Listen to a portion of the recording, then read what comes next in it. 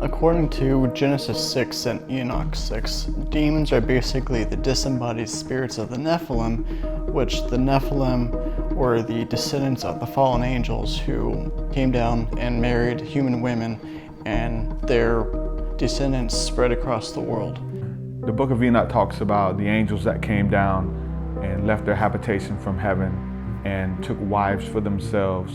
This is also reiterated in Genesis chapter 6 when we talk about the giants or the Nephilim. And so when those angels left their first abode, their habitation, and came to earth, took wives for themselves, it was forbidden by God. Those angels and the women bore children, and those children were called the Nephilim. And these were the giants that were on the earth in those days. The demons are the disembodied spirits of the Nephilim from Genesis 6 and Enoch 6.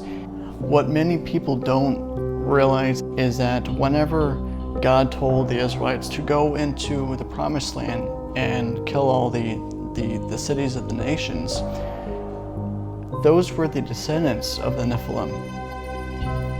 It is also believed that Goliath and his brothers were the offspring of these fallen angels. The Book of Enoch goes into great detail about these beings, who chose to fall from grace and take wives for themselves among the humans.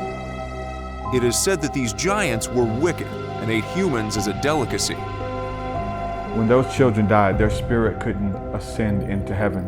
So they were trapped in the earth realm, in the ethers, which is the air around us. And so it says that they torment mankind, that they cause men to do treacherous deeds upon the earth.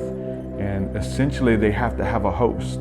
They have to have a body, because they remember the life that they had on the earth before, when they had their own physical bodies. And so they lust for greed, they lust for power, for blood, and to do wickedness upon the earth. And so they can't feel any feelings or sensations or get any pleasure unless they have a host. And so this is where they like to possess people. They have to have a human that they will possess so that they can feel what it feels like again to commit murder, robbery, stealing, even eating food and gorging themselves on meats and wines and things like that.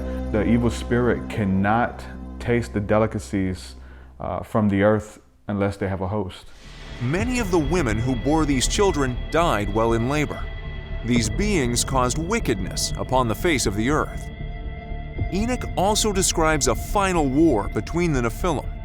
Many people believe that the main reason for the flood of Genesis was to wipe out the existence of these angel-human hybrids and to eradicate their presence from the face of the earth.